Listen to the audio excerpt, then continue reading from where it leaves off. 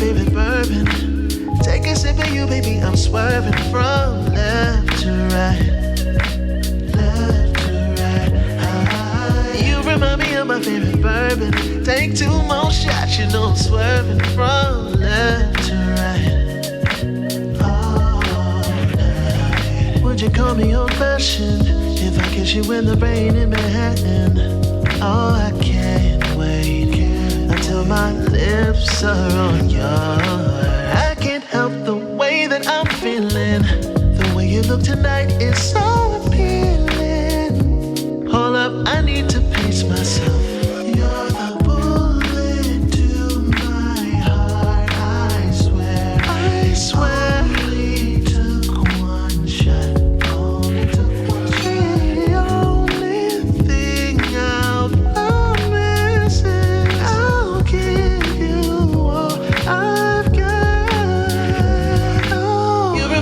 My favorite bourbon.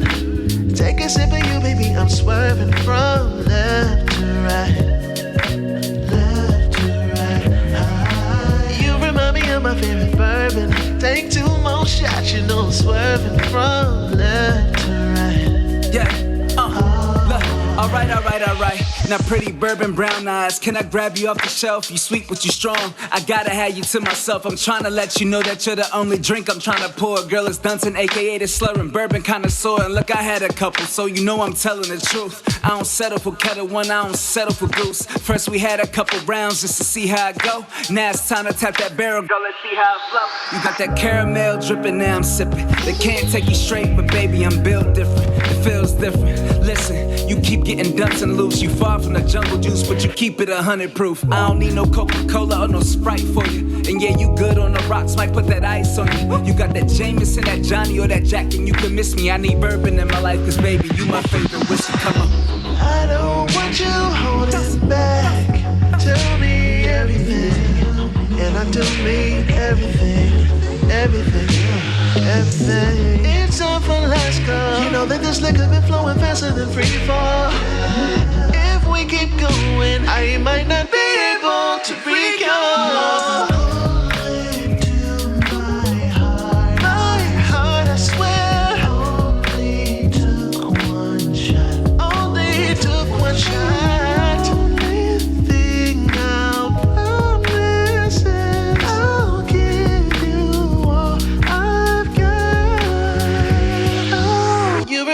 My favorite bourbon.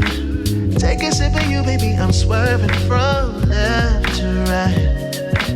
Left to right. You remind me of my favorite bourbon. Take 2 more shots, you know I'm swerving from left to right.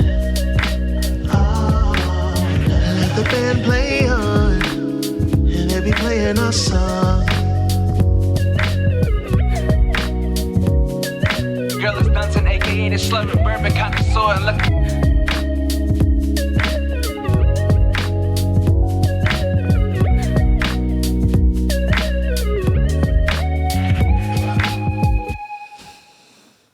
Hey y'all, happy Thursday. What's smacking? How you cracking lacking? How you cracking lacking? What's smacking? So, hello everyone. Hello Lakita. Hello Brown Eyes. Hello Uncle Diddy. Hello Auntie Diddy. Hello Natty. Hey Stormy. Hey Gmo the Gemini. Hey London Michelle. Hey Auntie Diddy. Hey Psalmist. Hey Locke. Hey everybody. That's everybody, I think. Hey Eb. What's up? How you doing? Hey y'all. What's going on? Happy Thursday to you. I am Lisa the X, aka Brown Whiskey Woman, Executive Bourbon Steward at your service today. So I'm going to jump right into it because I understand that there's some Chipotle on the table that's waiting to be eaten, and I don't want to mess that up. I'll explain later. So I'm going to start right off with my recap. So last week, I actually reviewed some whiskey barbecue sauces. And Locke made some wings. They were absolutely delicious. So I tried the sauces straight with just a spoon and a little bowl, and then I tried them with the wings. And so our top contenders were the big green egg, the bourbon sauce, the whiskey bourbon barbecue sauce, Bourbon Barrel Foods, the sweet smoky barbecue sauce, Jack Daniel's sweet and spicy, and then the Jim Beam maple bourbon. Those were the ones that came out on top. So, and of course, people make their own. And then if we have Sweet Baby Ray's, which is, that's the GOAT. And actually, I was talking to D-Man today, and he said he uses Sweet Baby Ray's also. So that was our surprise that lot just slid in there, but really we know that that's the GOAT. But I tried all of those, and they were really, really good. So, yes, that's what I talked about last week. So today, I am going to be talking about sipping from the bottom shelf. And we are not drinking rot gut. And that's rot. ROTGUT. A lot of times you hear people say it and it sounds like they're saying rock gut. But it's rot, as in it will rot your gut. So last week, people thought I was saying weed when I was saying wheat. So I am saying rot, not rock. I want to make sure I'm enunciating clearly. But before we get into all of that, hey, Blue Majesty, how you doing, my cosmic sister? Before we get into all of that, I wanted to talk about the Spinning Autism campaign, which was last month. April is Autism Awareness Month. And we did it big. Uncle Diddy and I paired up, and then we further partnered with Lock and Key Family Reunion, K-Lock. And basically, we did this thing. We had this campaign. Our goal was $5,000. We came so close. It was $4,201 raised. So can we get some claps in the chat for y'all? Okay, I'm going to say for y'all. We have some thank yous that I want to read off, and then I want to bring Uncle Diddy on. And you will also see all of the people that I'm thanking going across the bottom of the screen as well. But I want to get into the list, and then I want to bring Uncle Diddy on and see if he has anything that he wants to add to this. And personally be able to look him and say thank you to him on screen.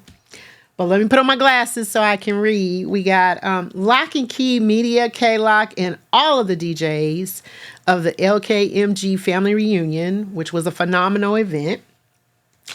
Famous Track Star, Nine Passion, That Boy Drew Gaming, Team No Pants, Melanated Empress X, I'm Watching You People, DJ Stacy Bless One, Greg Murray Entertainment, I Know DJ LV, DJ Chanel B, DJ Vance Dale. Special shout out to Vance Dale, who is the person who was the originator, kind of the co-founder of the Spinning Autism campaign.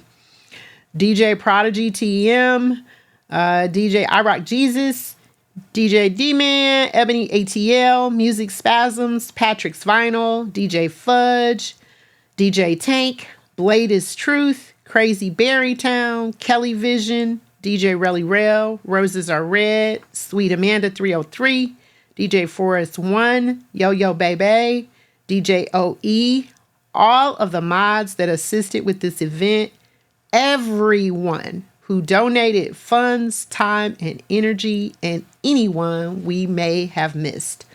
I want to say thank you to all of you all. This is a cause that's very near and dear to my heart. I have a 23-year-old son that received an autism diagnosis at age 4. I know this affects many people in our community. People have reached out to me. And then, of course, I know there are a lot of people that it affects that have not reached out to me. But please do so, because I want to include you for next year and for future events that we do. Locke and I have already been talking about how we can grow this thing and make it bigger and better. So let's bring Diddy on and see what he has to say about this event. And then I can say, Diddy, thank you. Hey, Diddy. Hey, Unc, how you doing? Hey, you already know I'm blessed over here. Blessed and highly favored. Hey, everybody. How's everybody doing this evening? Happy Thursday. Blessings to everybody in chat. All I want to say is I just want to thank you for the opportunity to be able to ride with you this year on this amazing fundraiser that you put together years ago. I was truly honored for one because I'm the first gamer that you ever collabo with, and Yes.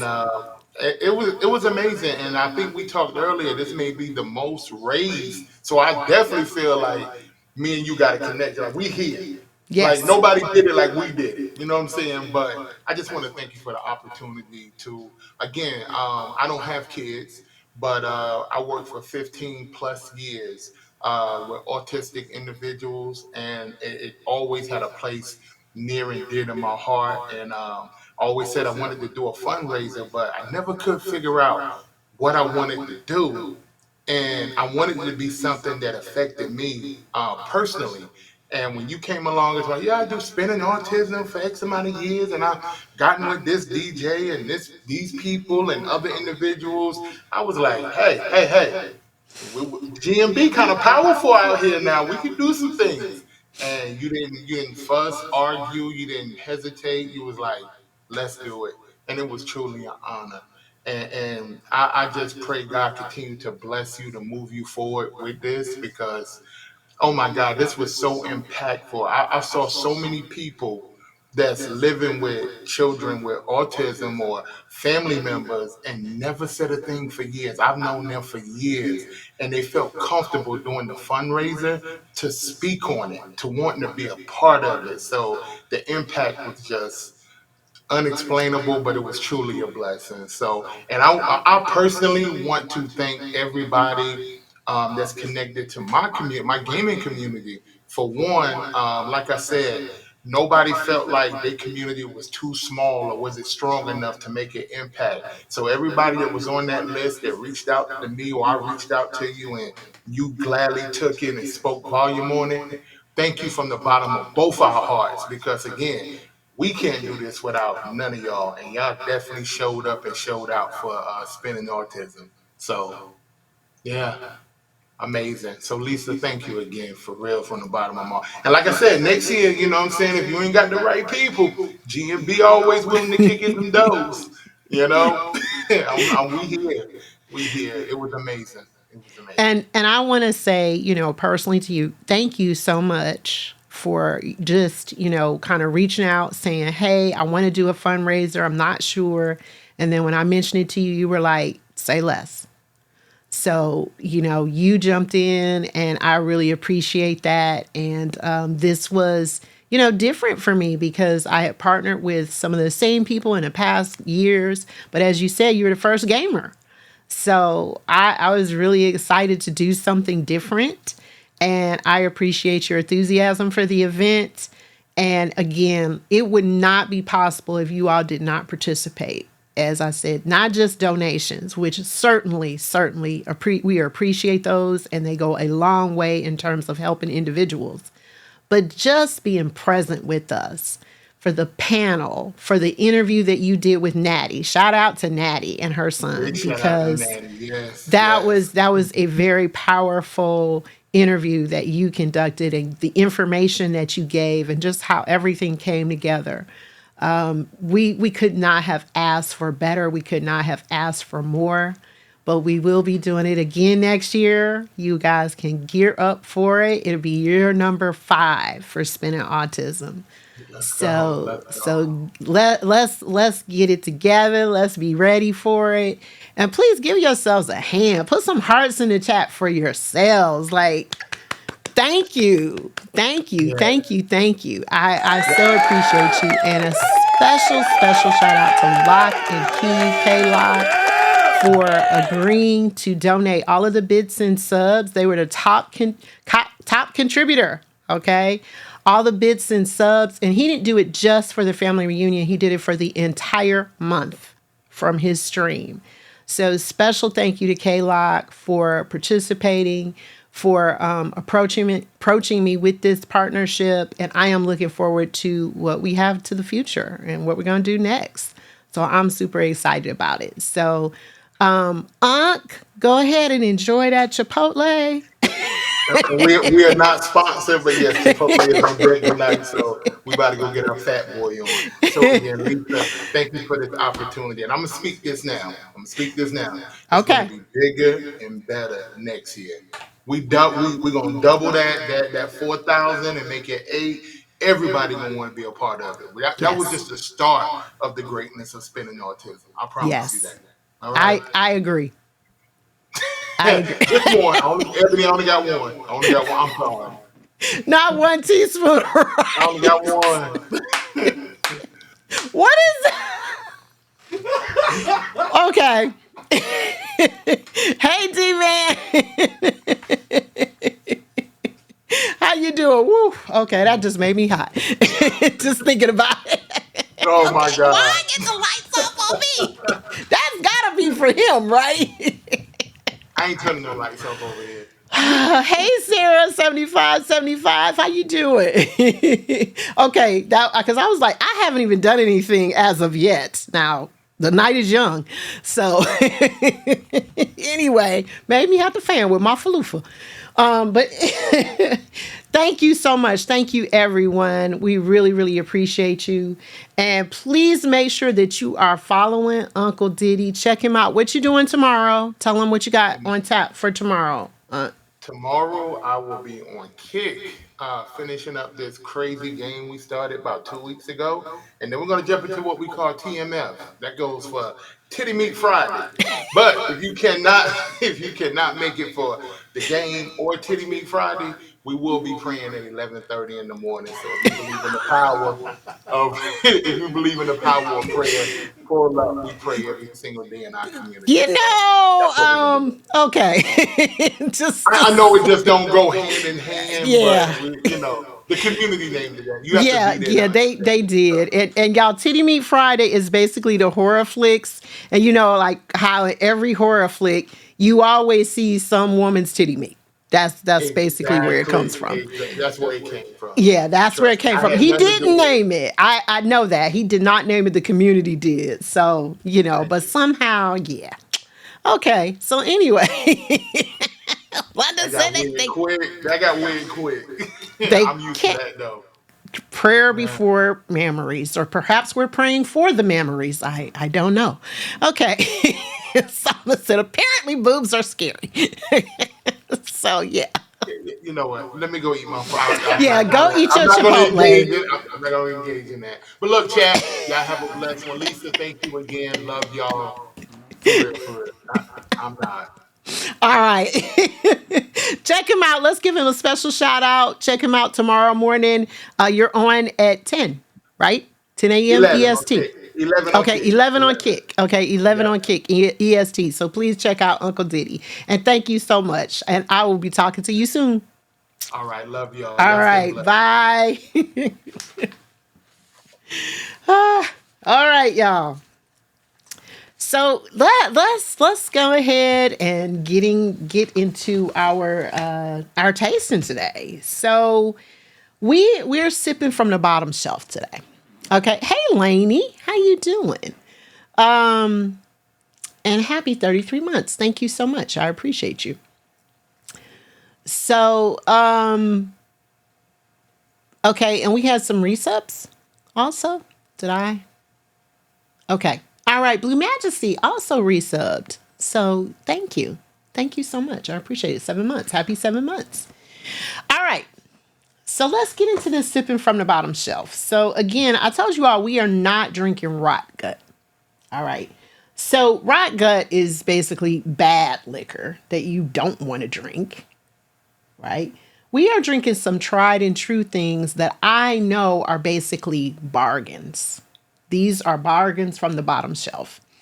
So what they consider kind of bottom shelf in most liquor stores, not all, is $20 and under.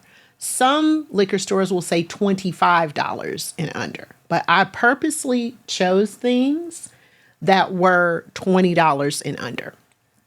Okay. Now, most of this I've tasted because I did not want to bring you all any trash. I didn't. I only have really one wild card in here that I have not tasted. And that's because I know how much you all love my honest reactions when I taste something that I do not like.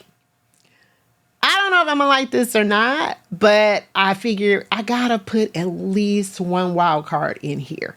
Everything else I've tasted and I can tell you is good.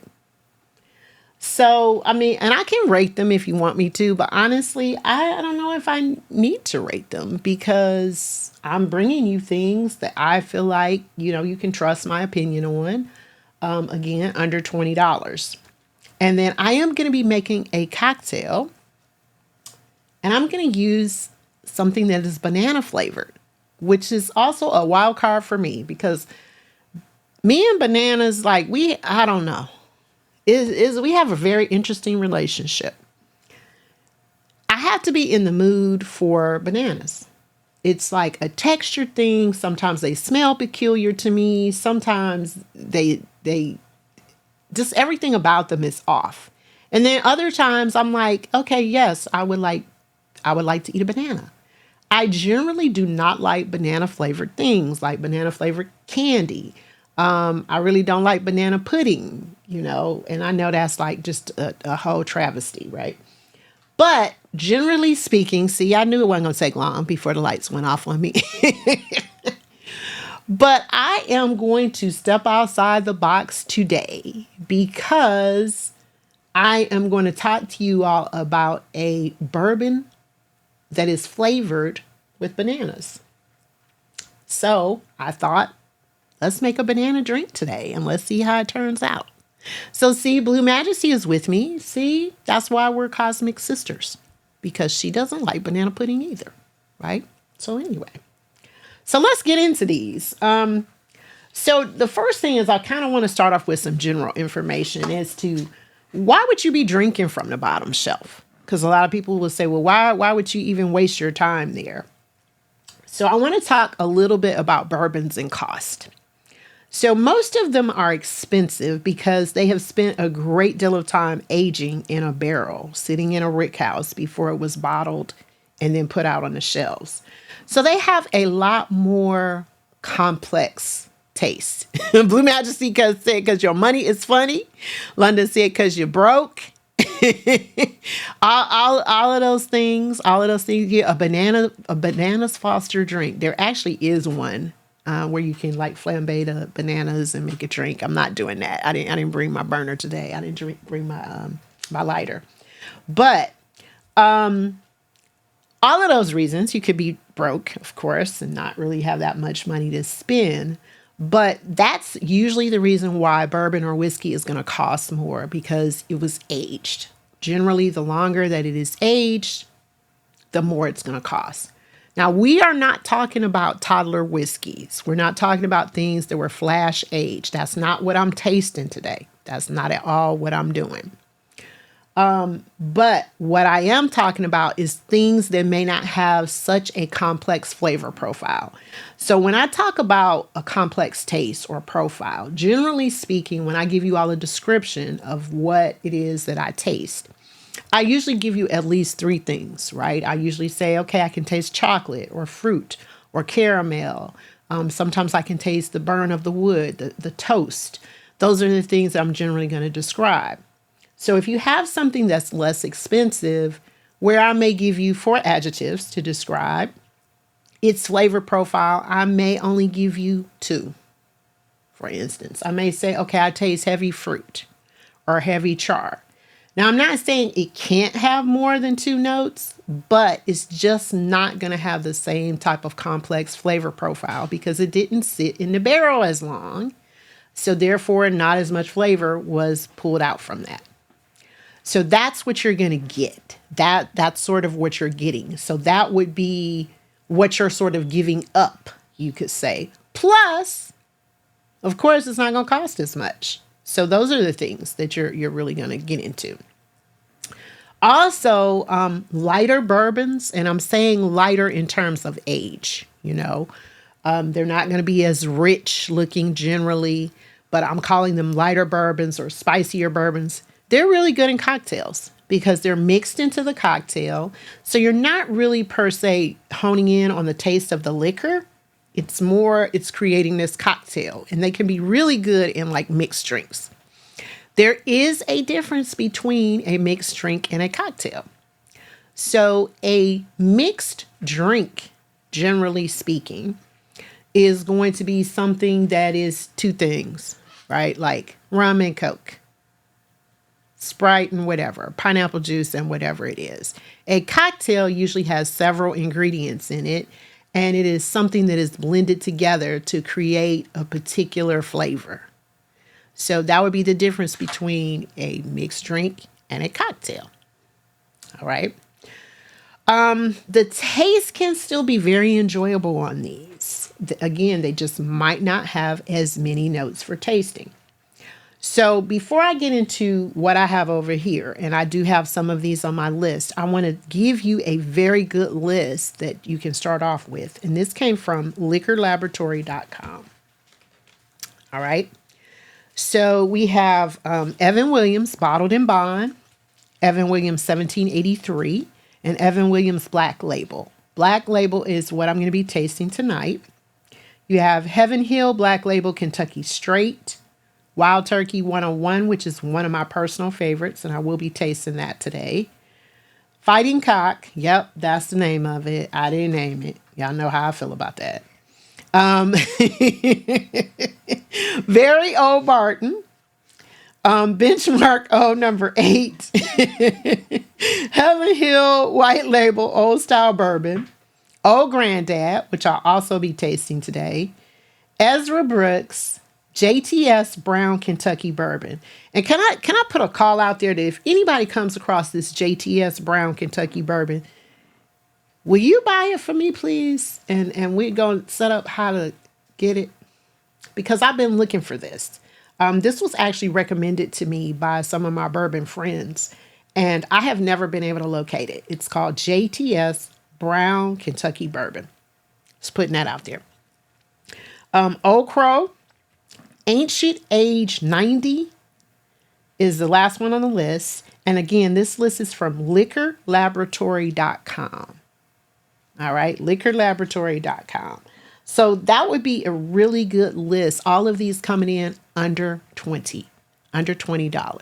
Thank you for the resub, Natty 6 months. I said nothing about smuggling. I just said if you come across it, you find it, let me know. That's all I said. That is what I had said. Okay. And we gonna put a period behind that. So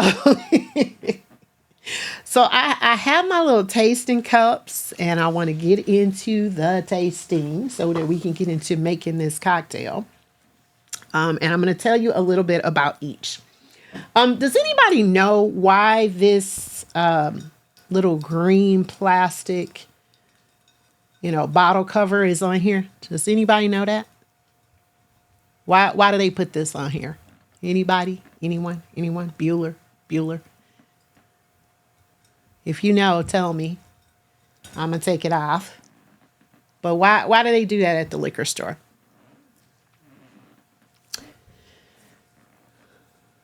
Decor. I love it, London. It is not for decor. It actually protects the bottles from clinking together and chipping. That's the reason why they do that. Blue Magic said your grandfather never had the green thing on it. Yeah, but that is something commonly you see when you go to a liquor store and you buy several bottles, which I did buy several bottles.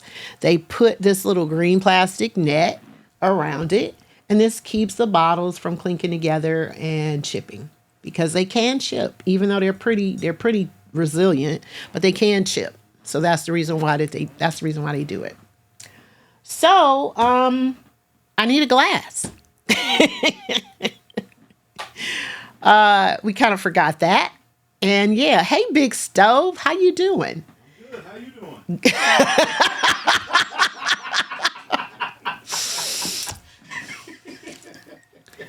See, so many thoughts went through my mind right at that moment. But did y'all hear that? Did y'all hear him? Y'all heard that, right? He's here. Okay. But I'm like, if we just wanted to pretend like you weren't here, you just blew that. So no, that was not the voice of Locke. That was the voice of Big Stove, because Big Stove is actually going to stream from here starting at 10. So anyway, that's Big Stove, y'all.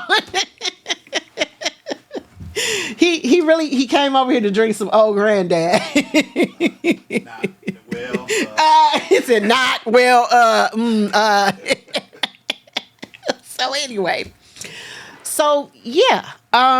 So let me tell you a little bit about Old Grandad. This is made by Jim B. Beam Distilling Company. That is the official name, Jim B. Beam Distilling Company. It comes in at 80 proof. It is Old Grandad is actually a person, you all. It is Basil Hayden Sr. That is Old Grandad. So of course you all have heard of Basil Hayden, right? Jim Beam produces Basil Hayden, in case you didn't know that. And I know this is like probably some whiskey nerd stuff, right? Like who produces what and all of that. But yeah, Basil Hayden Sr. is actually known as Old Grandad. This was first bottled in 1882. And it has a very high rye content. And that was radical at the time, because generally speaking, you're going to have, of course, corn is always going to be the first grain in your bourbon. Then the second is either going to be wheat or rye. And then your third is going to be barley. But to put a high content of rye at that time was a radical thing. Now we have completely 100% rye whiskeys. But at that time, it was a really, really big deal. So you all know how I am about this whole gurgle, right? So basically, I am trying to capture the gurgle. You said the bottle reminds you of what? A medicine. Oh, Father John, the medicine. Yeah, so we're going to see if we can catch the gurgle on this, because I am popping this bottle for the first time. So we're going to see when I pour it up if we can get one. So that's the reason why I asked for a glass. Ooh, y'all hear that? We hear it clinking. Whoa! Did y'all hear that gurgle though? We missed it. hear it. I did hear it. You okay? Big Stove heard it. Okay, I got another bottle that I'm cracking, so we'll see. You were so excited. I was so excited because I was like, Just the little thing. you can hear it. Yeah, I don't know. It's something about that, y'all. I don't know what it is, but it's something. But anyway, this is the Old Grandad. So I always tell you read the bottle, right? Because you can learn a lot by reading your bottle. So, of course, it's 80 proof, high rye mash bill, established in 1882. It is Kentucky straight bourbon whiskey, which means it was aged at least 2 years in the state of Kentucky. That's what Kentucky straight bourbon whiskey. And it says the granddaddy of bourbon. Then on the back of it, it says since 1882, the unique marriage of body and flavor in Old Grandad whiskey has been the standard by which all others are judged. Discover the high rye content and legendary time-honored excellence of distiller's craft found in every bottle. And this comes out of Frankfort, Claremont, Kentucky. I have no idea why it says Frankfort, Claremont, Kentucky, but that's what it says. Okay, so anyway, so I'm gonna taste this. Now, I have tasted Old Grandad before. I've had this before. It's been a while, so, cheers, y'all. Bottoms up, right?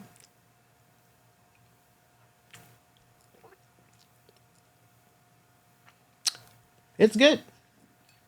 Now, this is the thing I said before about how you may not get as many tasting notes. That's exactly what I would say. Generally speaking, I'm going to tell you all about 2 or 3 things that I taste. What I taste, I get fruit, very strong. And that's kind of it. It's smooth. I don't have like a really harsh Kentucky hug on it. It just tastes like good, solid bourbon to me. That's the way that I would describe it.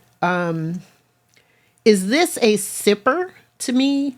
A lot of the bottom shelves are not really sippers. And I say that because just to sit and drink, just sipping it, You're just not going to get a lot from them. It's just going to be sort of a consistent, sort of flat line kind of taste. So, I mean, if you just want to sit and drink some whiskey, want to sit and drink some bourbon, yeah, would it be okay? It would be. But I would say it would probably be better in a cocktail or at least with a mixer. Maybe a chaser. Maybe, like you do a pickleback or a beer back or something like that. But yeah, hey, Funklore, how you doing? That's what I would say. But is this a good, solid drink? Oh, Grandad is a good, solid drink. I like it. So I'm going to put this to the side and I'm going to keep going. I did not bring my crackers today. Instead, I just have plain water because I told you all that's what you would do at a tasting. Either you would have a cracker in between to clear the palate or you would have room temperature water. So I'm going with room temperature water. Not the lounge. Not the Frankfurt Claremont Lounge. Not that. All right. So moving on. We're going to put old Grandad over here to the side. And then I'm going to Evan Williams Black Label. Now, Evan Williams, this one I got in a miniature. So, I always talk to you all about the miniatures. If you can get a smaller quantity of something to try it out, please do so. Don't spend all your money on something that you may or may not like. So, and actually now they call them shots. Shots or double shots. So when I go in the liquor store talking about a miniature, the people are always like, what? A shot. That's what they call this. This is more than a shot though. But anyway, that is what they call it. So Evan Williams Black Label comes out of Louisville, Kentucky. And this is from the Heaven Hill Distillery. That's who makes Evan Williams. This is 86 proof. And it's really, really good with a simple mixer. Now, I like pineapple juice. I also like cranberry juice. Some people will, drink it with Coke, Sprite, whatever. I think is great with a simple mixer. So we're going to give this a try. 86 proof. So the old Grandad was 80. And on a scale from 1 to 5, I mean, we're sipping from the bottom shelf, right? But on a scale from 1 to 5, I give old Grandad a 5 for the amount of money that you pay. Under $20. I think I paid $18 for that bottle. And it probably was one of the higher priced things that I bought on the bottom shelf when I'm looking at cost. Hey, T Summers, how you doing? Hey, Liquor Shot, how you doing? We haven't seen you in a minute. All right, so I am going to pour this up. We had a gurgle too. Wow. I don't know, y'all. I wasn't expecting that from the little, little shot. All right, so you can see color-wise, I talked about the aging process. Y'all see it's not very rich in color because it has not been aged in the barrel very long. It's more of a golden or amber type of hue. And if it had been aged longer, it would have had more of a deeper, robust type of color to it. But I personally know that Evan Williams is pretty damn good. So let's taste this. And I didn't nose these because I know that there's not going to be like a lot of nose on them. There's not going to be a lot of, really strong smell on them, simply because they are lower priced. So, Evan Williams, cheers, y'all.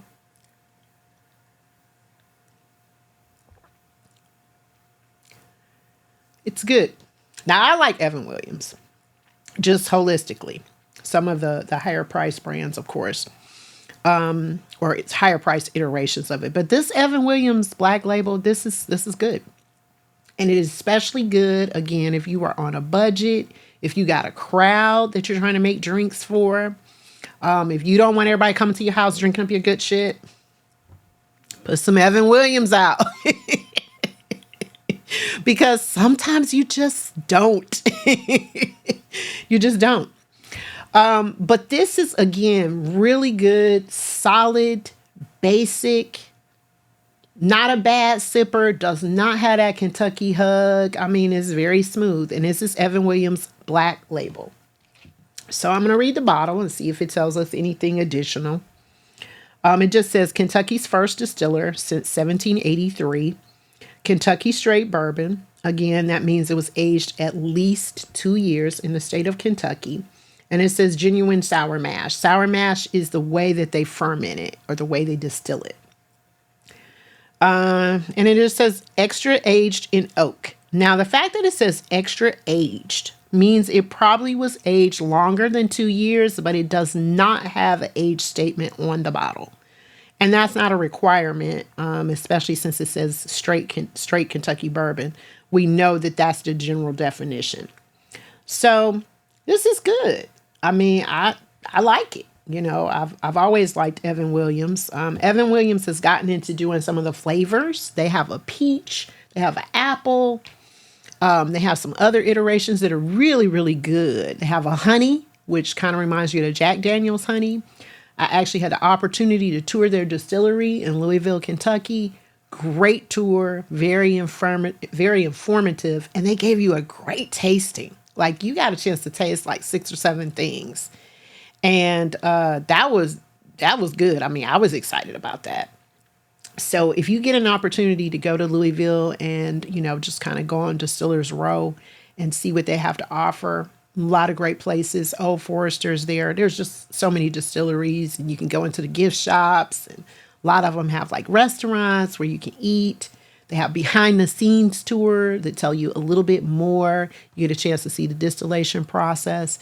So if you're remotely interested in whiskey, and not just a whiskey nerd like me, but just remotely interested, you'll enjoy the tours, and you get great tastings with them as well.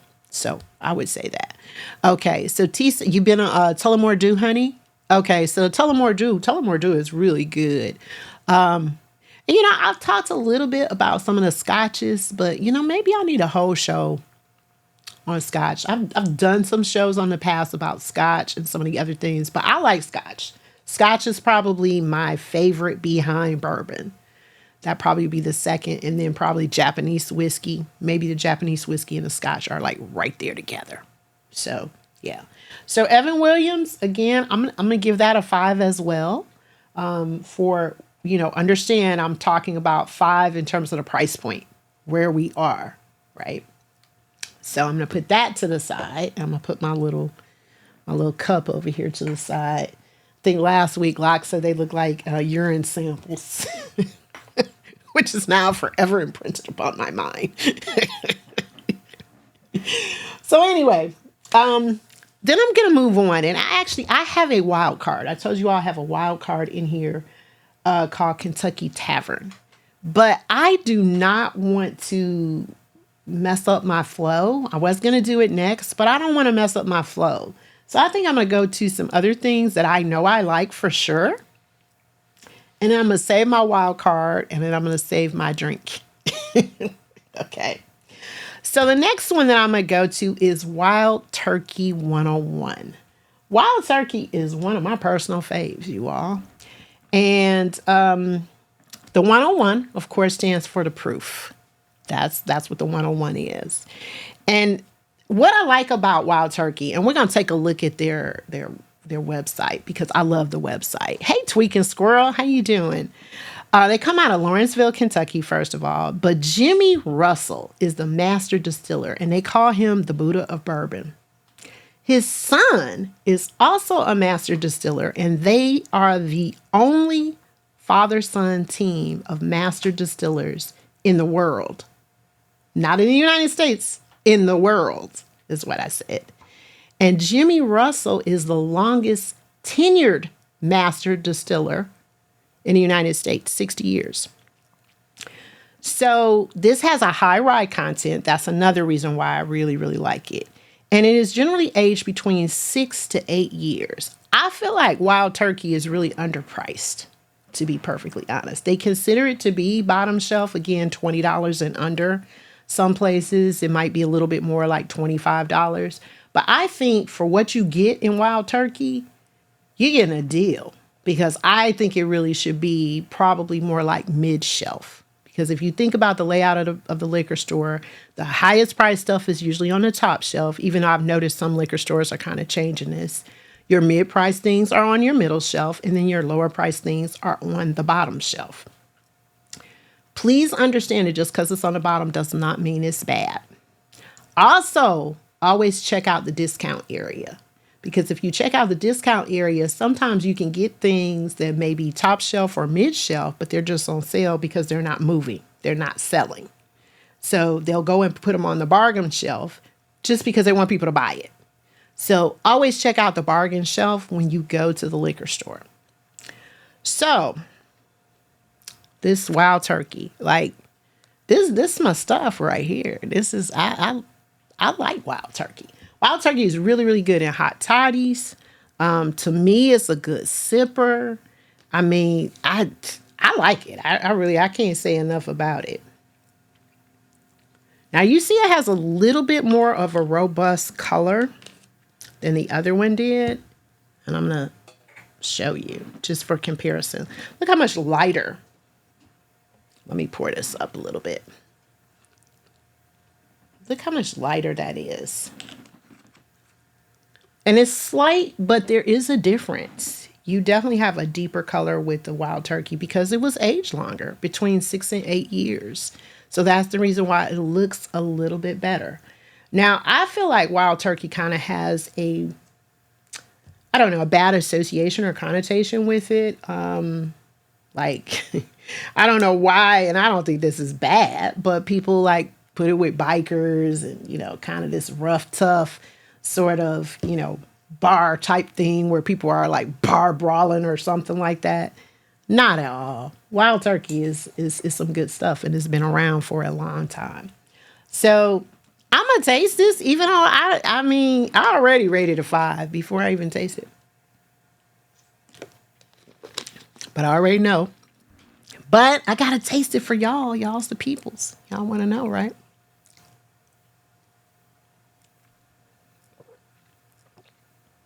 That's good. What I get right off with wild turkey is a very strong fruit taste. Almost like fruit cocktail is the way that I would describe it. It does have a bit of a nose to it. And the nose is also very fruity. I have a big bottle of this at home. Well, it might not be so full anymore. That's the reason why I went ahead and bought the miniature.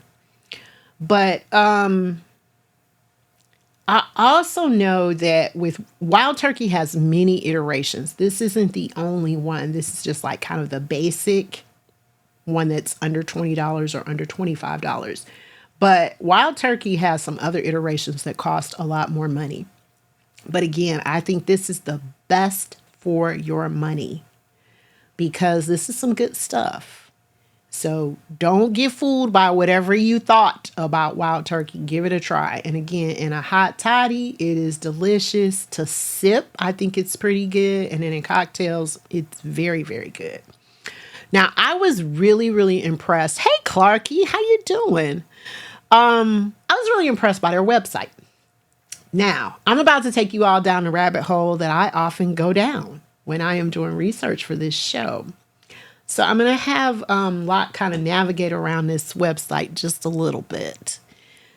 First of all, I like the look of their website. Very sleek. And there's a lot of information on it. So let's take a look at that Wild Turkey website and see some of the information that is on it. If we can, please. So first of all, I just love this opener, right? I mean, this is great to me. So the Triumph, this is a 10-year aged. This is like their newest iteration, and it's called Master's Keep. This is excellent. First of all, I had this in a bar, and it was really good. Just recently, as a matter of fact, like I think it was maybe 2 months ago, I had it, and it was really, really good. And nobody was trying it in a bar, but I did. It was really good. They have a lot of great recipes under cocktails. Let's take a look at the cocktails. They have really great recipes. If you want the best recipes, always go to the website of whatever it is that you're drinking because mixologists are putting these together. So these are very much tried and true cocktails with just the right ratios. You know, your parts and ounces and everything is put together perfectly and brilliantly. So I really like that. So let's scroll down and look at a couple of the cocktail recipes. So they have their classics, the bold Manhattan, the bold fashion, sorry, the Manhattan and the Bovadar. Those are kind of the classics, but then they have some others. What I'm really excited about on this site, I mean, you guys are going to be like, what? Okay. Let's go to our distillery, please. So our distillery is where they really talk about the process of how they make their whiskey. And what's interesting about it, okay, we're still looking at recipes. I'm sorry. I got excited though. Mint julep, hot toddies, whiskey sours. They have all of the classic ones. I'm sorry. The paper plane is one of my favorite cocktails. I've made that here on the stream before. That is one of my favorite cocktails. Might make that next month during like my favorites, my whole favorite show. Okay, now can we go to our distillery? Sorry. Okay, so our distillery. Why I'm so excited about this is a lot of distilleries do not get into the process. They don't reveal a lot of the secret stuff that kind of goes on behind the scenes.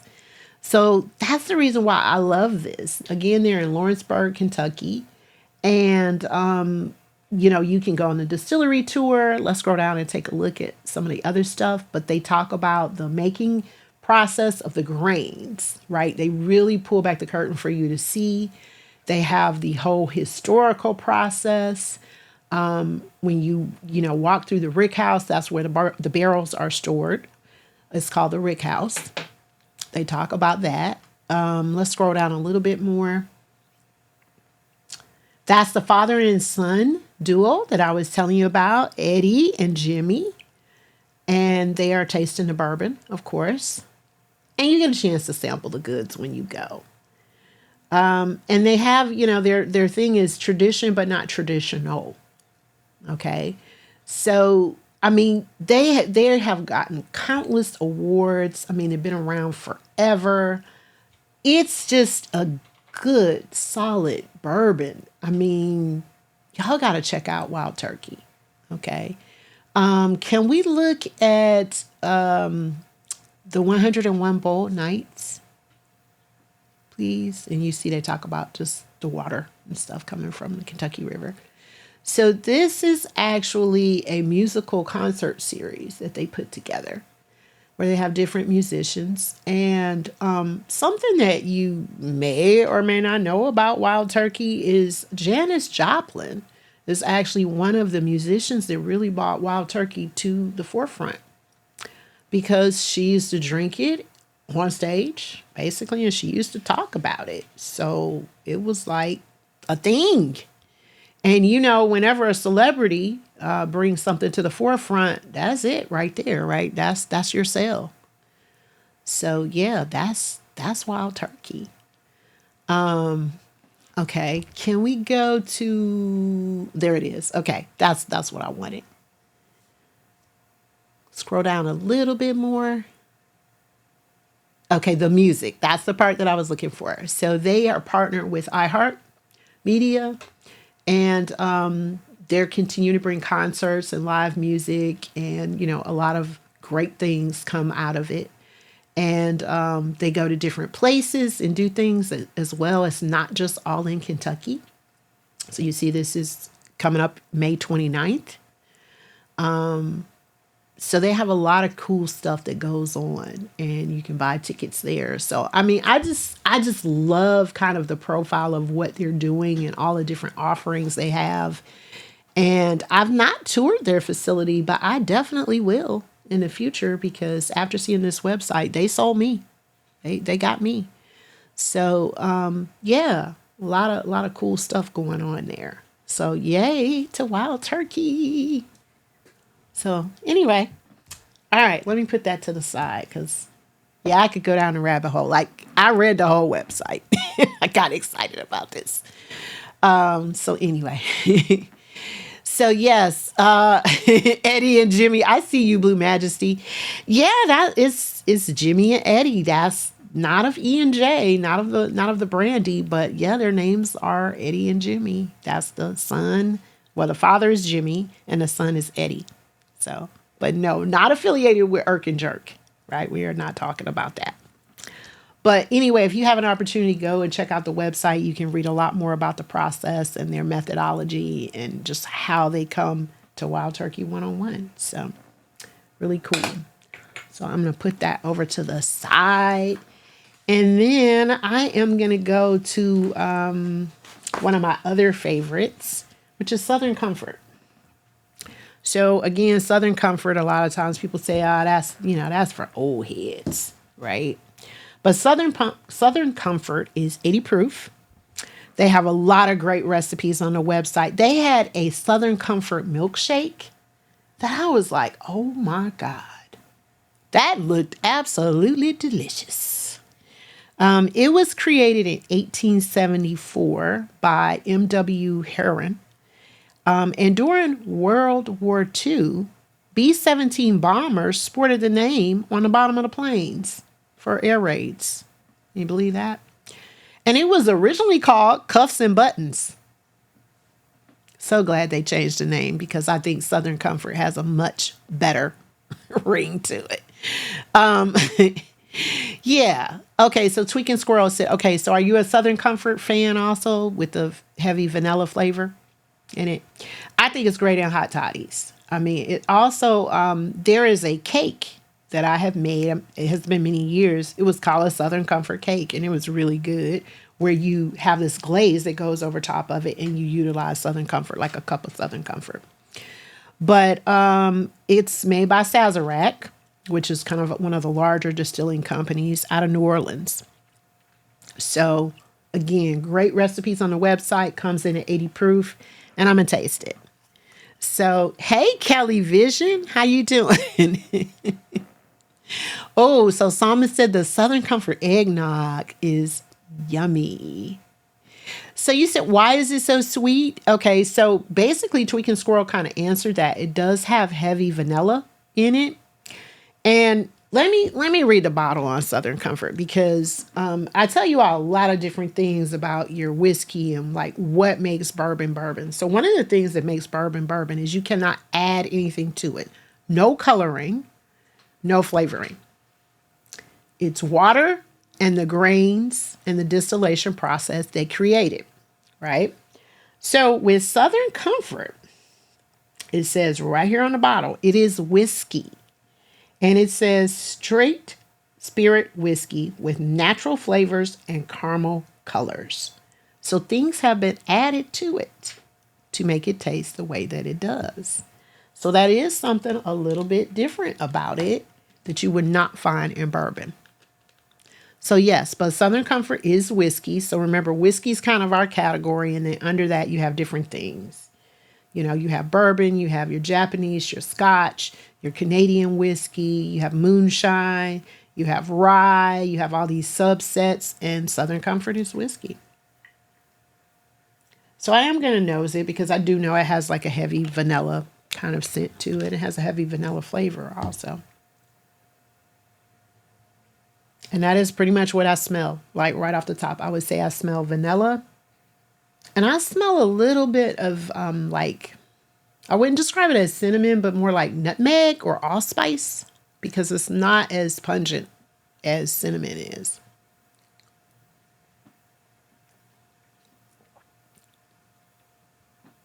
Very different from the others.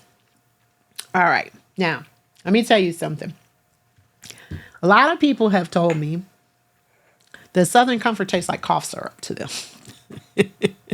Yes, moonshine is under the category of whiskey. And I get it.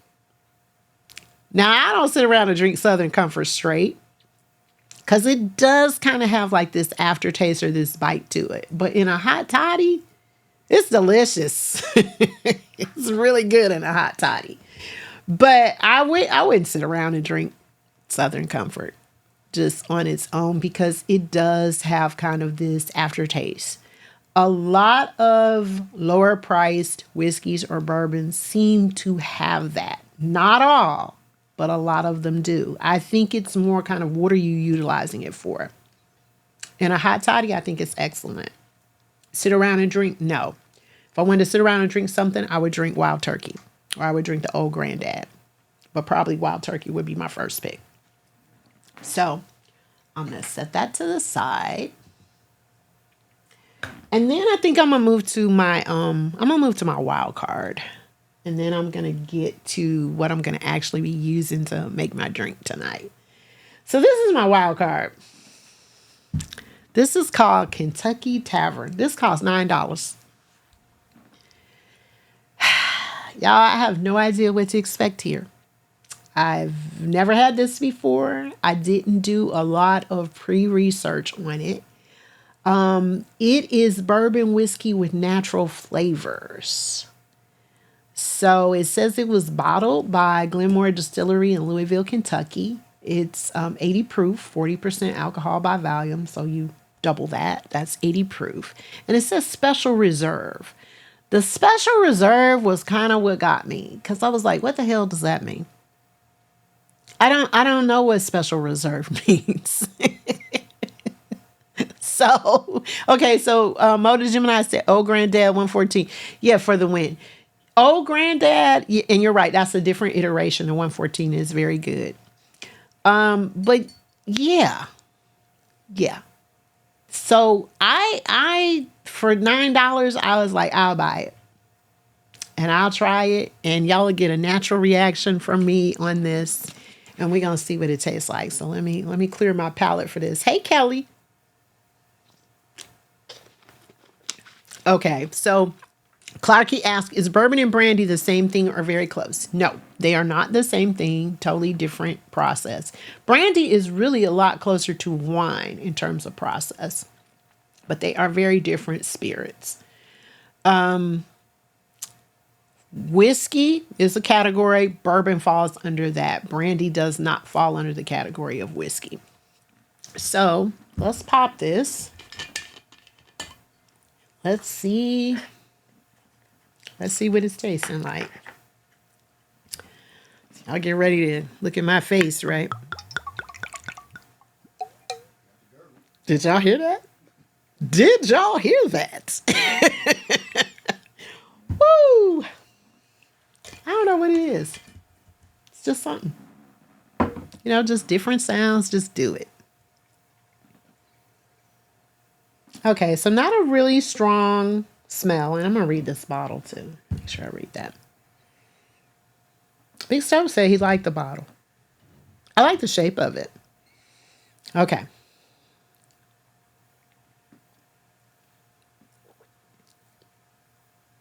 Shit. Hey, K. Marie. Y'all. Woo!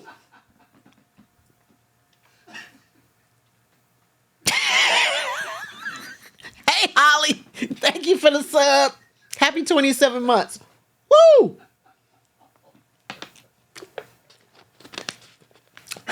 Y'all, listen. Listen. You all right?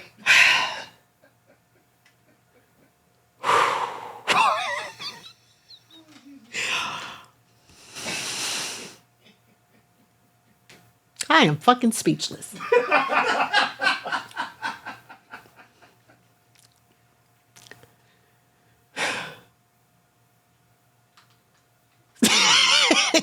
Yeah. You need a towel. I don't have nothing to say. Y'all. Oh my God. That tastes like $9 worth of bullshit. Okay? Actually, it tastes more like $5 worth of bullshit. This was not good. Okay? On a scale from 1 to 5, I give this a 0. I give this a 0. This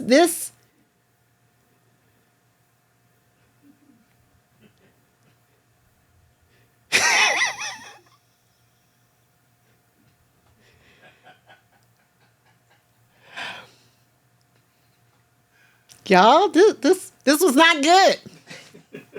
This was not good. Okay. Let me get my paper. Let me put that to the side. This is called Kentucky Tavern Special Reserve. I had to seriously regroup. It is named after a bar restaurant in Louisville. I hope that bitch is closed down. Damn. Anyway, it is maybe they got better food, okay? 80 proof. This was my wild card. Comes from the Glenmore Distillery. I'm just reading this shit off my paper right now. I'm shooketh. Okay. I got a headache. Back here, I got a headache. It's not even at the front of my head. It's back here. Comes from the Glenmore Distillery. James Thompson, who makes some other fraganagle that Locke knows about. Sazerac owns it. Shame on you, Sazerac. It comes out of Barton Distillery in Bardstown, Kentucky. And Bardstown, listen, Bardstown produces some good ass whiskey, y'all. They produce some good shit. This is some bullshit, though. Bullshit? Somebody said, this is... Somebody said you get what you pay for. Who said that? Yes, Big Stove said it. Place under the category, you get what you pay for. This doesn't even taste like $9 worth of liquor to me. Okay, this tastes more like, I don't know, $3.25 or $3.69 or something like that. This is terrible. Okay, okay, Marie said, am I stuttering? I stuttered, uttered, fluttered, all that. This was not good, and I'm gonna put that to the side. And Locke asked, "Is that the shit he should soak the wood chicks? See, I can't even say it. Woodchucks in? Yes, it is. It is." Holly said it's food stamps, whiskey, all that. It should be at the Dollar No Mosto. Everything. It is not like rubbing alcohol. That's not really what I'm getting. I am getting some brown colored liquid.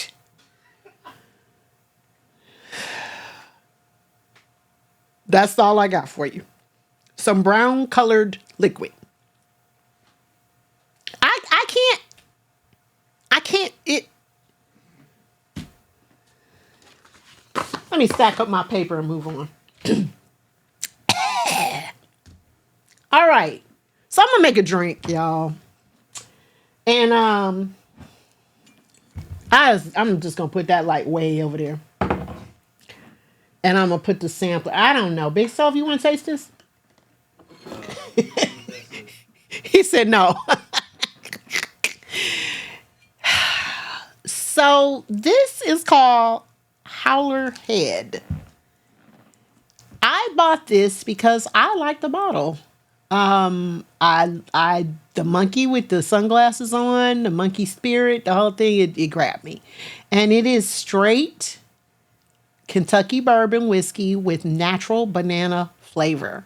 This is 80 proof. Now, those of you that were here for the Lock and Key reunion, I had this. This was my wild card. Whenever I do a tasting, I will always have at least 1 to 2 wild cards. And when I say wild cards, these would be things that people would not expect to be part of the tasting. I'm going to have some good stuff, of course, that is tried and true that I've had before. But then I'm also going to have something that maybe is a little bit different. So what I had at the reunion was this. And then also I had a barbecue whiskey that everybody got a real big kick out of, right? So the Howler Head, this was the other one. All right. Now, this is the thing about it.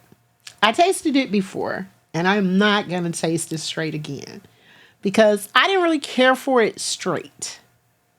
It had a little bit of an afterbite to it that I didn't really like. But I think in a cocktail, it might be pretty damn good. And that's what I'm going to do today. So let me tell you a little bit about Howler Head because I did learn some things about it that I did not know when I had it for the tasting. First of all, this was on the bargain shelf. So it's really like $30, but it was on sale for like $20. And so again, go to the liquor store and look at the bargain shelf. So this was my bonus. This is the official bourbon of the Ultimate Fighting Championship. I did not know that until yesterday. It's bottled by Catalyst Spirits, Owensboro, Kentucky is what it comes out of. So I'm going to be making a cocktail with this, and I'm going to read the bottle, as I told you all. Read the back of it.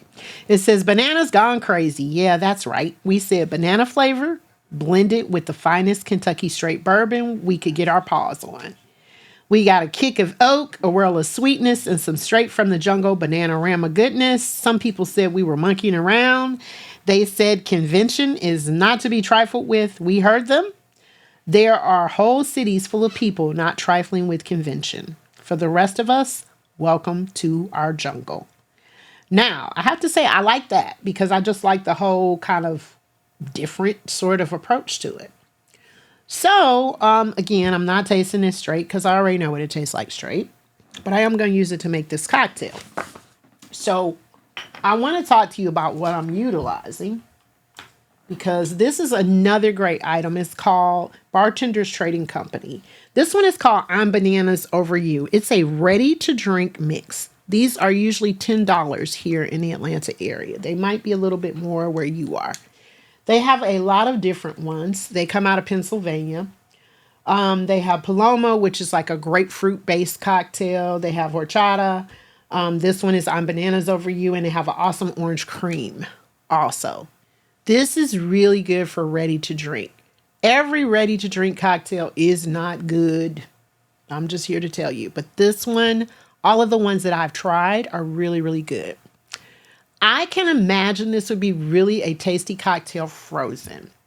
Now, I was going to break out the blender and put some ice in it and, ask Lot, could I do all that? But I was like, that's too much. I can't be doing all that. So instead, I decided I would go with a cocktail utilizing it. And because I told you all I kind of had this thing about bananas and sometimes it just don't be sitting right with me, I said, I'm going to mix in some strawberry puree. So I'm actually concocting this cocktail. So this already has some rum in it, but I will be adding this Howler banana flavored bourbon to it. So let me make this cocktail. And I'm kind of going to be, I'm really making this cocktail up on the fly, as I often do. So I'm just putting some ice in my shaker. And then I'm going to just do a jigger of the Howler head because remember this already has rum in it. So I'm just doing one jigger. See, it's been open, so it had no gurgle, and I knew that. Does have a real cork, though. Look at that. And I might add a little bit more. And then I am going to do... Actually, let me shake this up a little bit.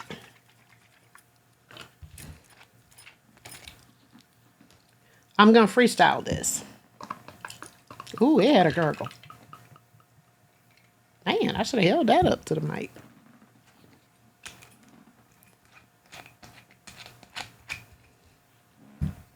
And I decided I would go for a nice pretty glass today so we could model that. And then I'm just going to shake it up to blend it. About a good 60-second shake. Yeah, the best cocktails are made on the fly. You're absolutely right about that. Now, I can smell the banana, which is nice. And I'm actually appreciating that today. Maybe it was after that badass drink I had. I don't know. And then I am using strawberry puree infused syrup. I'm going to add that in just a little bit on it. And I could have put it in my shaker, but I'm just going to add it. Okay, Gmo said, me and Like and Keisha come down so we can tear Bourbon Street up. Okay, I'm with it. I'm with that. I don't know. I had to ask Locke about that. So I'm just pouring a little bit of syrup in it. And this is just because I want to take a little bit of edge off the banana. And you can see how it's sinking there to the bottom. So this is kind of some layering that's happening automatically, which I really like. So it's going to make this cocktail look pretty. And then I have some fresh strawberries as a garnish. I didn't measure it, Kelly. I'm freestyling on it. So it is going to look very pretty. And there we go. Look at that. Look at that. Doesn't that look nice? So this is our drink. It does not have a name. It's just, I don't know. I guess it's I'm Bananas Over You. Maybe that's the name of it. And the I'm Bananas Over You, just so you all know what it contains already. It's made with fresh dairy cream, premium rum, bananas, and other natural flavors. Whatever that is, right? So this is my cocktail. So cheers.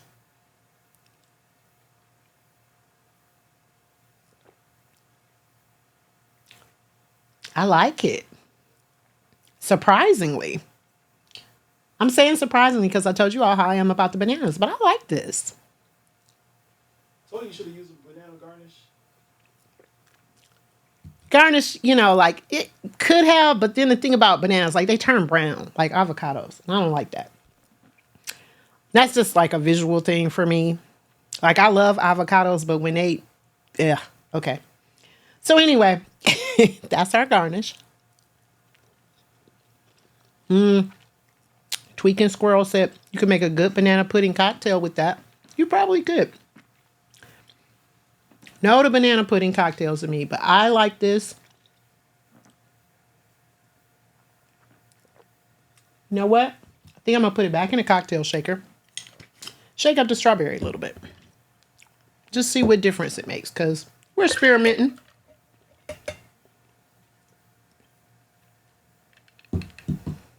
I'm going to just see what difference that would make to blend it a little bit.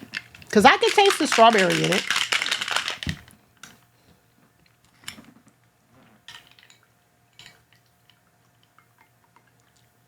I think it's still going to settle in the bottom. Those syrups, those purees, they have them in banana. They have them in pineapple. All of them are very good. So that's kind of just what it looks like blended.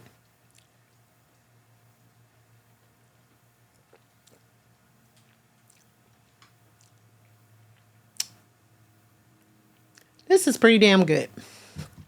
I have to say. It's almost a protruding banana. A banana split cocktail. I could kind of see that. I think what I'm enjoying about it is that the banana flavor is not overpowering. It kind of reminds me a little bit of banana Laffy Taffy, but better. Because banana Laffy Taffy to me is just okay. Like I said, I'm not big on banana flavored things. But the banana flavor is not overpowering. I could also see this maybe with some ice cream. Like, I think this might be kind of good. Yeah, I like that.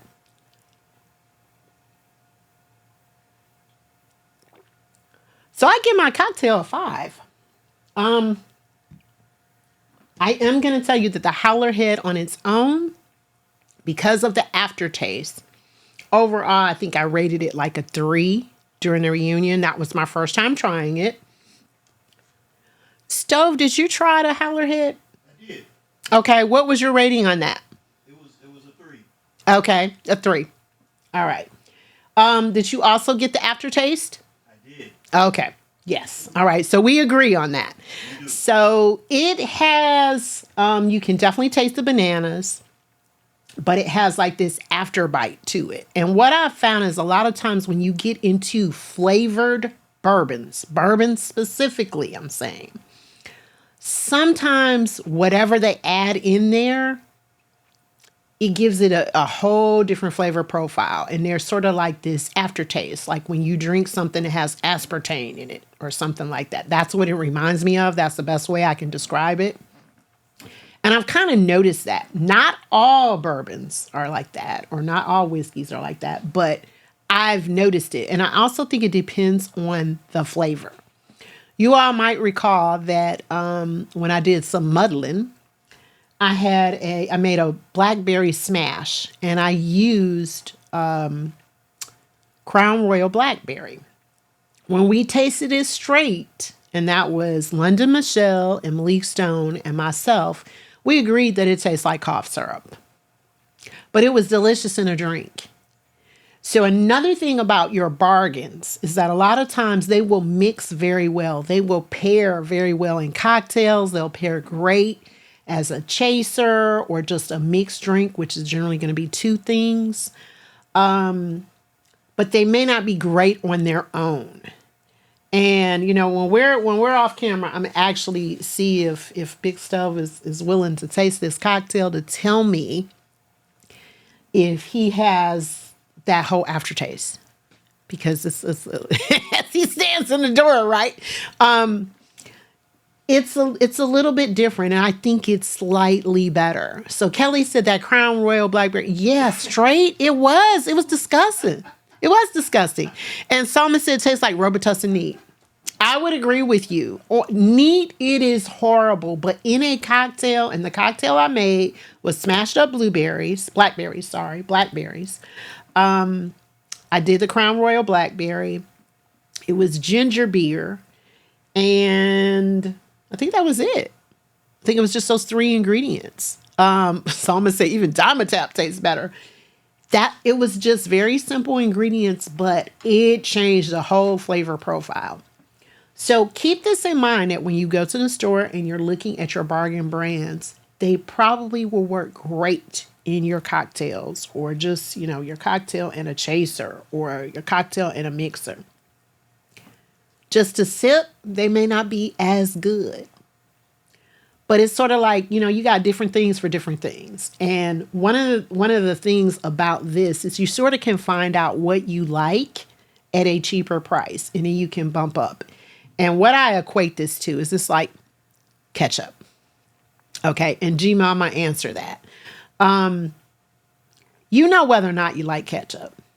Yes or no, right? You can just answer that yes or no. So, you know, you get those little cheap ass packages they give you when you go get some chicken wings, right? Or wherever.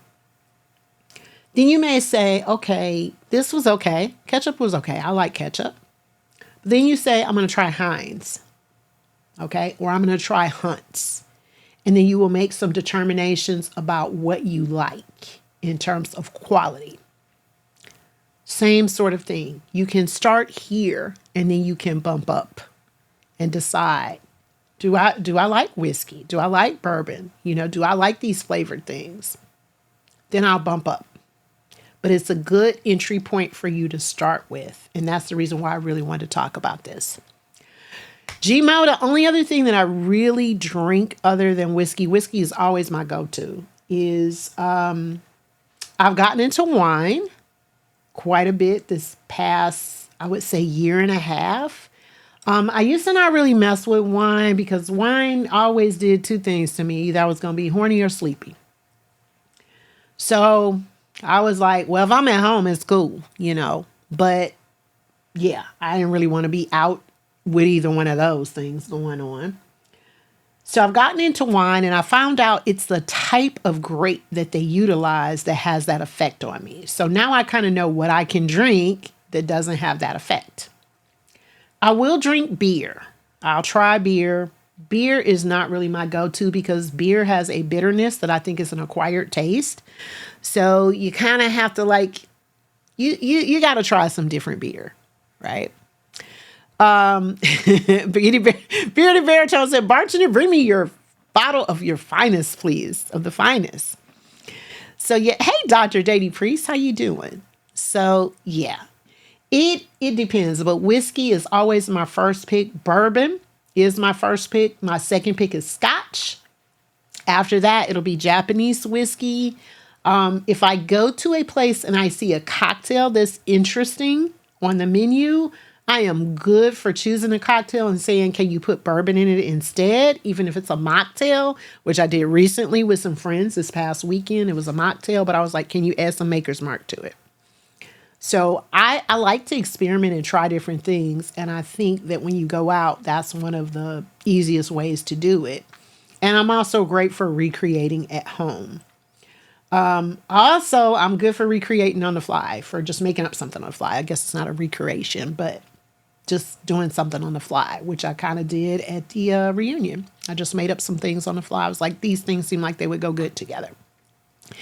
Hey, Miss Yvonne, thank you for the resub. I appreciate it. You said, have I ever drank 20 grand? Actually, I have. I've drank 20 grand. And let me just say, like, when I was younger, how I came to Brown, and I've been on Brown for like 30 years, if you guys have never heard this story. When I was in college, I drank the clears because that's what everybody was drinking. I would always be sick or drunk, like bad drunk. And I didn't like it. I have control issues. I do not like being out of control. I don't like remembering what happened the day before, the night before, all of that. I'm not with it. So I was like, this isn't for me. I'm not going to be a cool kid because I can't hang with the drinkers. I might have to smoke.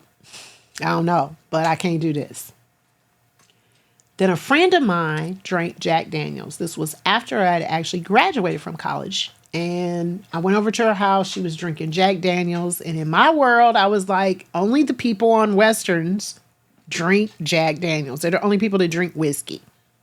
That was my thought. I was like, that's Marshall Dillon and Miss Kitty.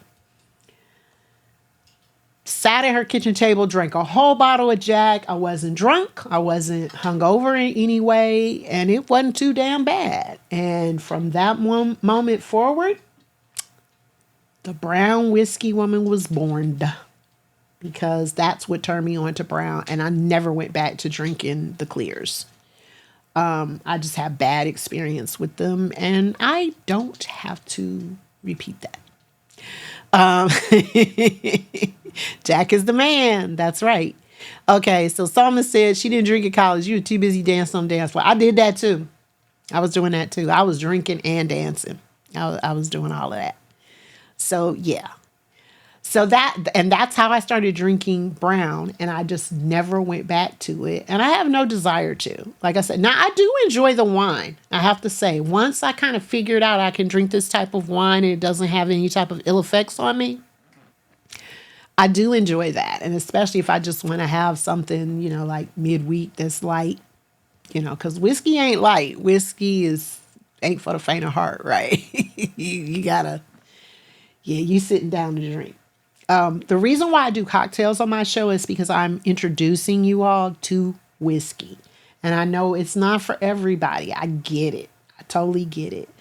I'm down with the brown, but I think cocktails are a great entry point or introduction for you to get acclimated to, okay, is this something I like? And if you don't, that's perfectly fine. It's absolutely fine that you don't. So, okay, London drank some Everclear. God damn, girl. Anyway. Yeah, you did think you was grown, and I bet you found out real quick that you were not grown at all drinking some Everclear. Okay, so Clarky said you like whiskey in small quantities, like before bed, right? And they're great in hot toddies. Veritone,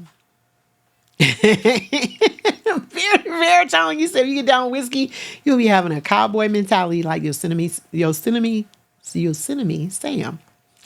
I had problems with that. I couldn't get that out. London said she thought she was going to the upper room. My gosh, y'all know about the upper room, right? So, yeah, bourbon sours are good. Sidecars are really good. Bourbon has that spice that offsets something sweet or something sour. So anyway, all right, y'all. So let me talk about what I got coming up. Well, let me review everything that we talked about. First of all, my cocktail, my concoction, I give it a 5. This was really good. I like that. Might make another one. So, what did I talk about today? I talked about the old Grandad.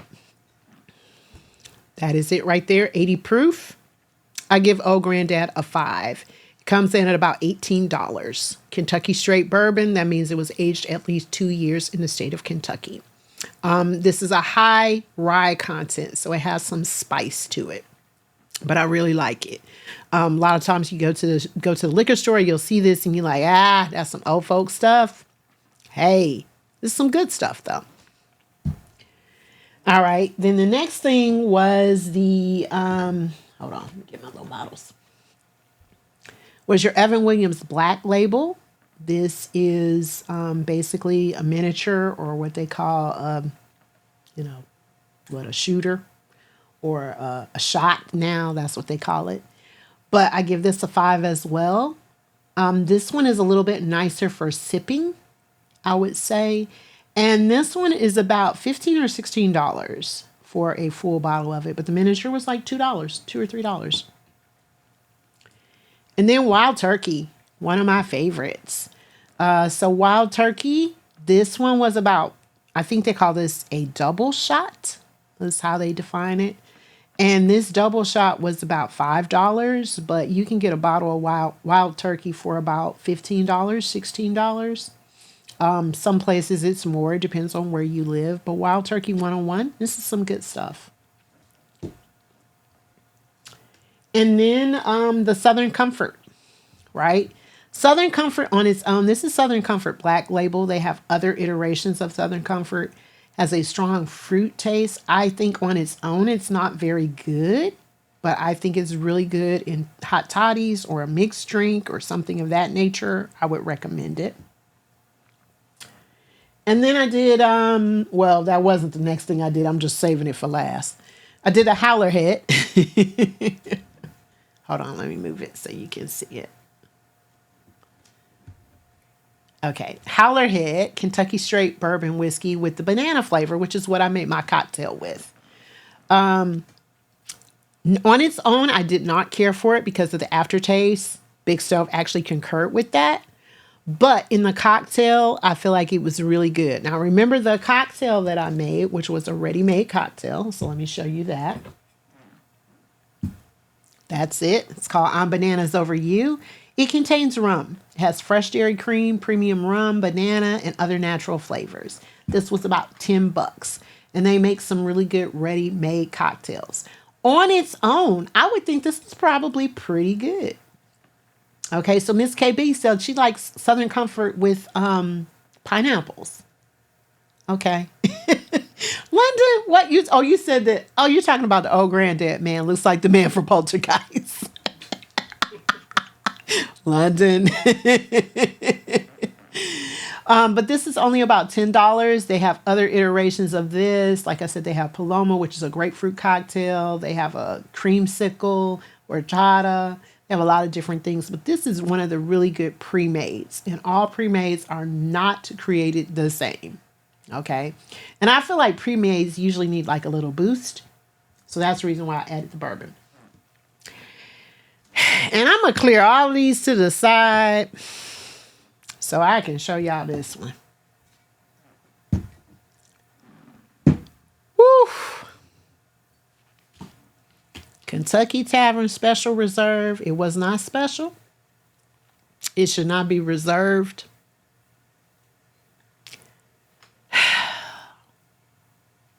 It should be nothing. Okay. This, y'all, I have no words. Like, this was some fragganaggle. I just, yeah, F that mofo. This like that man that just like dogged you out. Like, just duped you. Or the chick that just dogged you. Like, kick rocks. That's pretty much what I'm going to say about Kentucky Tavern. This was not good. I didn't like it. I give it a 0. So there we have it. So let's talk about what I got coming up. So it is, so remember the proper term is rot, R-O-T, rot, gut. Okay, we learned that today, right? Rot, gut, not rock, rot. Good. Okay. So let me talk about what I got coming up next. Next week I won't be here. Some fragganaggle bullshit. That's what I said. Fragganaggle. Next week I will not be here. No show.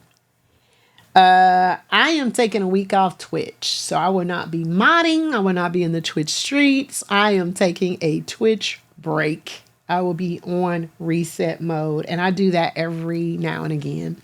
So that's what I'll be doing. But the month of June, I will be celebrating 3 years on Twitch. So my official anniversary is June 19th, Juneteenth.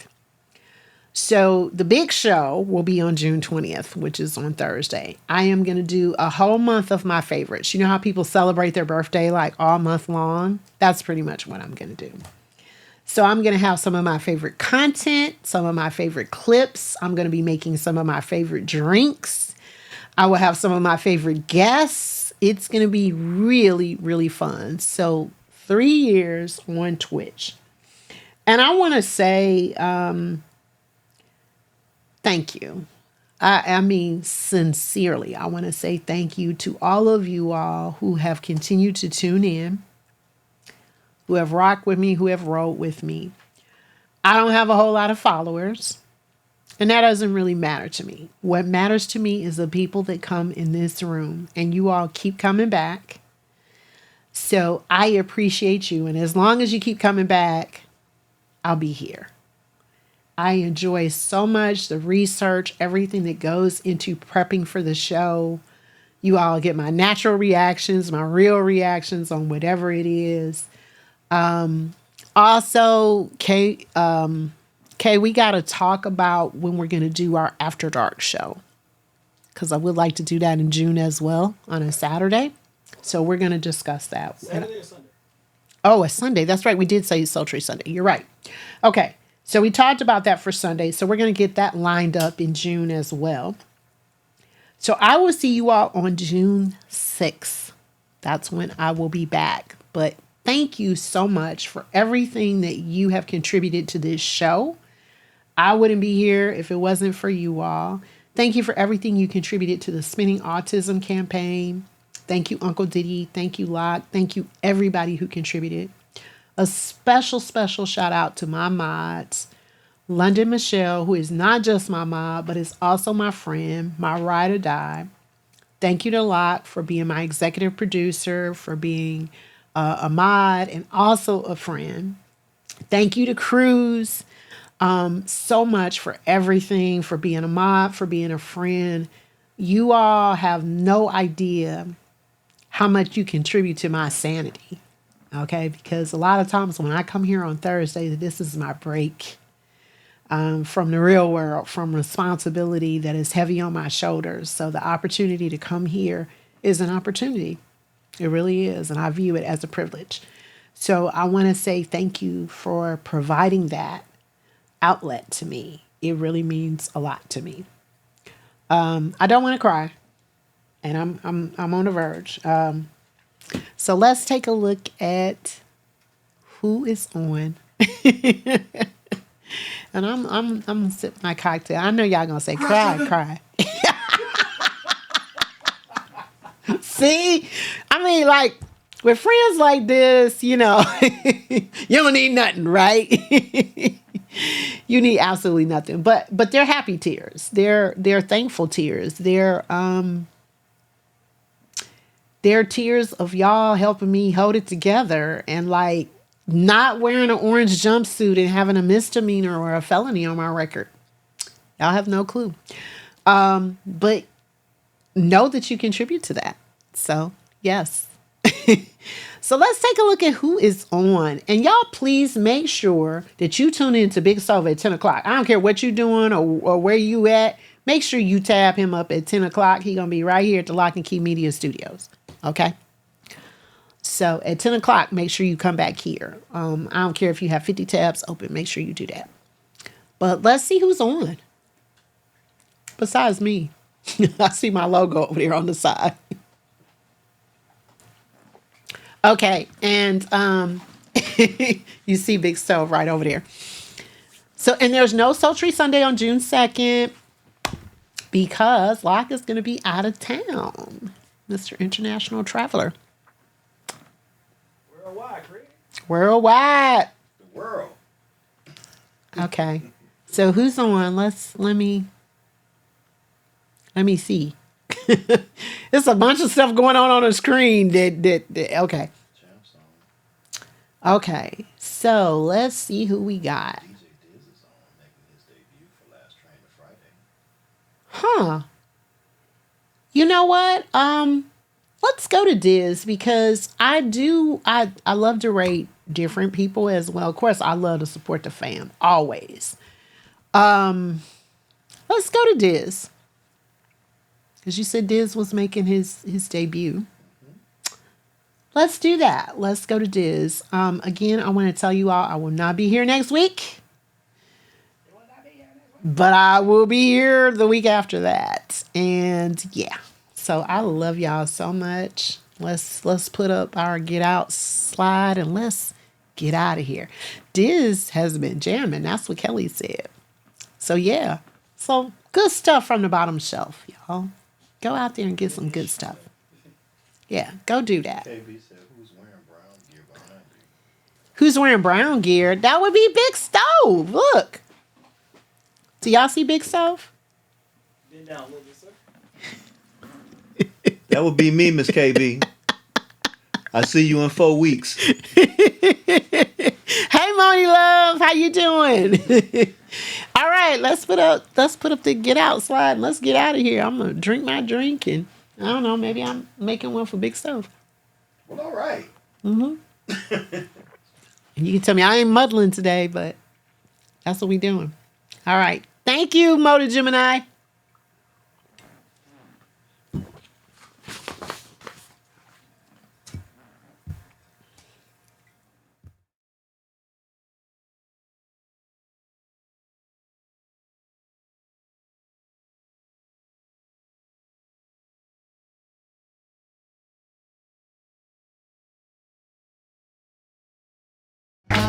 You remind me of my favorite bourbon. Take 2 more shots, you know I'm swerving from left to right. All night. Would you call me old fashioned if I kiss you in the rain in Manhattan? Oh, I can't wait until my lips are on yours. I can't help the way that I'm feeling. The way you look tonight is so appealing.